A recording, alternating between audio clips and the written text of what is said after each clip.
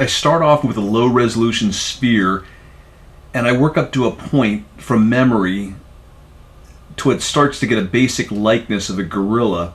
And I'll tell you, when that happens, right about there, and that's when I start to look at reference. I get it to look enough like him where I'm satisfied, and then I look at reference to see what I got wrong. So I had the ear a little lower, and I decided to raise it up a bit.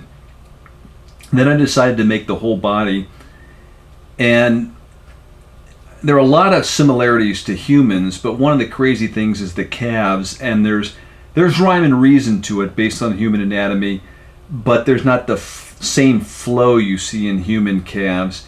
And the heels, particularly, you have to get used to that they go in a little bit instead of stick out and back.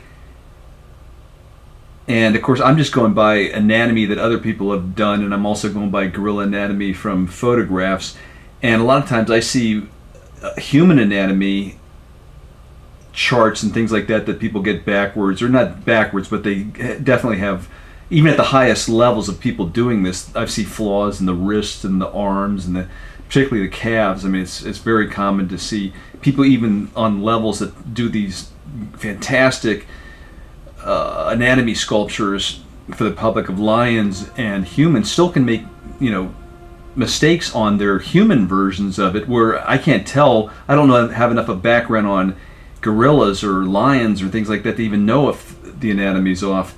Another thing is that people have a tendency to make the gorilla's legs straight like a human, and they're definitely bent in this relaxed position. And this is part one. This is an unfinished version, but enough that I'm satisfied where, okay, I'm getting a basic likeness. I'll take it further in a future video.